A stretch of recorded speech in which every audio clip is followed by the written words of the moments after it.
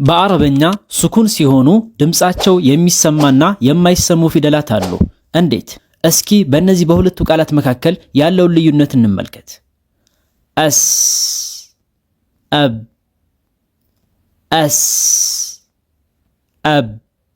እዚህ ላይ እንዳስተዋልነው ሲን ፊደል ሱኩን በሚሆንበት ጊዜ ድምጹ በግልጽ ያስታወቀ ሲሆን ባእ ፊደል ግን ሱኩን በሚሆንበት ጊዜ ድምጹ ብዙም አያስታውቅም፣ ሙሉ በሙሉ ጠፍቷል ማለት ይቻላል። ባእ ፊደል ብቻም ሳይሆን ሌሎች ፊደላቶችም በዚህ መልኩ ሱኩን ሲሆኑ ድምጻቸው የማያስታውቁ አሉ።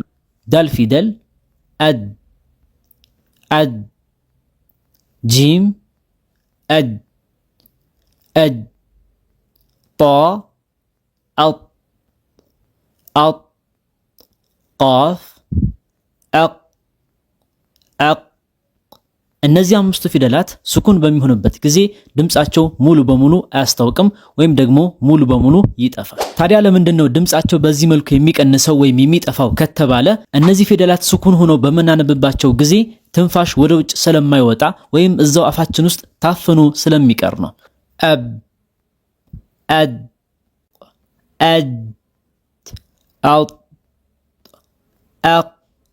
ለዚህ ነው ታዲያ ቁርአንን በምናነብበት ጊዜ የፊደላት ድምጽ በዚህ መልኩ እንዳይጠፋ ሲባል ቀልቀላ የሚባል ህግ የመጣው። ምክንያቱም ቀልቀላ ብሎ ማለት እነዚህ ፊደላት ሱኩን ሆነው በምናነብባቸው ጊዜ ቅድም እንዳየነው የትንፋሽ መታፈን ወይም የድምጽ መቀነስ እንዳይፈጠር ሲባል ትንፋሽ ወደ ውጭ መልቀቅ ወይም ድምጻቸውን ጎላ አድርጎ ነጠር አድርጎ በሚያስተጋባ ድምጽ ማንበብ ማለት ነው።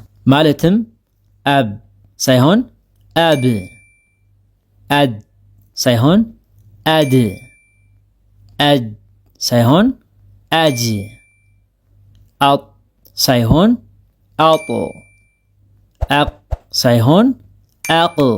በዚህ መልኩ ድምጻቸውን ጎላ ወይም ነጠር አድርገን ማንበብ ማለት ነው። ከቁርአን ቃላት ሰዋብ ሳይሆን ሰዋብ፣ አሐድ አሐድ፣ አልቡሩጅ አልቡሩጅ፣ ሙሒጥ ሙሒጥ፣ አልሐቅ አልሐቅ። ስለዚህ ቀልቀላ ብሎ ማለት ፊደሉ ሱኩን ሆኖ በምናነብበት ጊዜ ድምጹን ጎላ ማድረግ ወይም ነጠር አድርገን በሚያስተጋባ ድምጽ ማንበብ ማለት ነው። ታዲያ ከአረብኛ ፊደላት መካከል የዚህ አይነት ባህሪ ያላቸው ፊደላቶች 5 ሲሆኑ እነሱም ቃፍ፣ ጣ፣ ባ፣ ጂም እና ዳል ናቸው።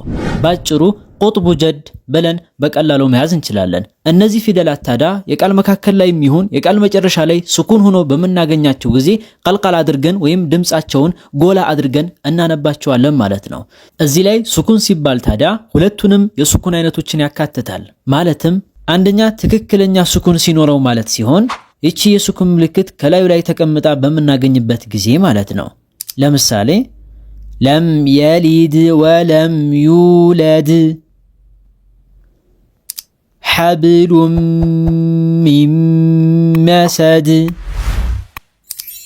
አለዚ አጥዓመሁም ሚን ጁዕ፣ ألم يجعل كيدهم في تضليل، لقد خلقنا الإنسان في أحسن تقويم። ሁለተኛው የሱኩን አይነት ደግሞ የቃሉ መጨረሻ ላይ ወይም የአንቀጹ መጨረሻ ላይ በመናቆምበት ጊዜ የሚፈጠር የሱኩን አይነት ሲሆን እንደሚታወቀው ማንኛውም የአረበኛ ቃል ላይ በመናቆምበት ጊዜ የፊደሉን ሐረካ ወደ ሱኩን ቀይረን ማቆም እንዳለብን ከዚህ በፊት አይተናል። ለተጨማሪ ማብራሪያ ይህን ቪዲዮ መመልከት ትችላላችሁ። ስለዚህ የቀልቀላ ፊደሉ ላይ የዚህ አይነት ሱኩን ካለም ልክ እንደዚሁ ቀልቀላ አድርገን ወይም ድምጹን ጎላ አድርገን እናነባለን ማለት ነው። ለምሳሌ ቁል ሁወ አላሁ አሐድ ሚን ሸሪ ማ ኸለቅ ሐማለተል ሐጠብ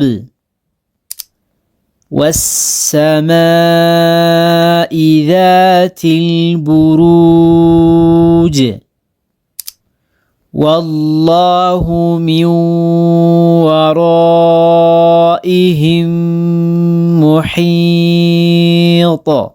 ልክ እንደዚሁ የአንቀጹ መጨረሻ ላይ ባይሆንም የአንቀጹ መካከል ላይ በዚህ መልኩ የምናቆም ከሆነ በተመሳሳይ ቀልቀል አድርገን እናነባለን። ለምሳሌ ወመን የክፉር ቢሂ ሚነል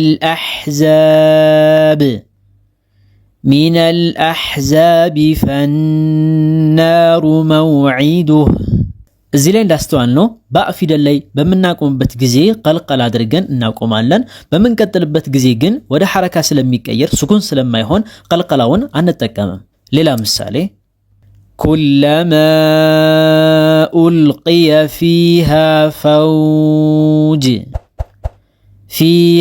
ፈውጁን ሰአለሁም ኸዘነቱሃ إن الذين كفروا من أهل الكتاب والمشركين في نار جهنم قل يا أيها الناس قد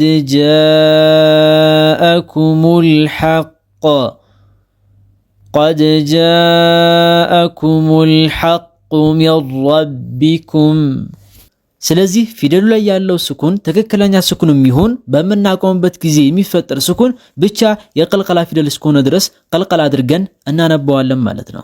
በነገራችን ላይ የቀልቀላ ህግን በደንብ ለመለማመድ ከፈለግን ይህ አይነቱን ህግ በተደጋጋሚ የምናገኝባትን ሱረቱል ቡሩጅን ማንበብ በቂ ነው። ወሰማኢ ዛቲል ቡሩጅ ወልየውሚል መውዑድ ወሻሂድን ወመሽሁድ ቁቲለ አስሓቡል ኡኽዱድ النار ذات الوقود إذ هم عليها قعود وهم على ما يفعلون بالمؤمنين شهود። በጥቅሉ እንግዲህ ቀልቀላ ብሎ ማለት አንድ ስኩን የሆነን ፊደል ድምጹን ጎላ አድርገን ወይም ነጠር አድርገን በሚያስተጋባ ድምጽ ማንበብ ማለት ሲሆን የዚህ አይነት ባህሪ ያላቸው ፊደላት 5 ናቸው። እነሱም ቃፍ፣ ጣ፣ ባ፣ ጂም እና ዳል ናቸው። ባጭሩ ቁጥቡ ጀድ ብለን እንጠራቸዋለን። ታዲያ እነዚህ ፊደላትን ቀልቀላ የምናደርገው አንደኛ ትክክለኛው ስኩን ወይም የስኩን ምልክት ተቀምጦባቸው ስናገኝ አሊያም ደግሞ እነሱ ላይ በምናቆምበት ጊዜ በሚፈጠረው ስኩን አማካኝነት ነው። በዛሬው ቪዲዮ አዲስ ነገር እንዳገኛችሁበትና እንደተጠቀማችሁበት ተስፋ አድርጋለሁ። እንደዛ ከሆነ ደግሞ ላይክ እና ሼር ማድረግ እንዳይረሳ። ቁርአንን በኦንላይን በግል ከኔ ጋር መቅራት ለምትፈልጉ ኮሜንት ላይ በማስቀምጥላችሁ የቴሌግራም አድራሻ አሊያም ስልክ ቁጥር በማናገር ቂራታችሁን መጀመር ትችላላችሁ። በቀጣይ በሌሎች ቪዲዮዎች እስክንገናኝ ድረስ መልካም ጊዜ እመኝላችኋለሁ። ወሰላሙ አለይኩም።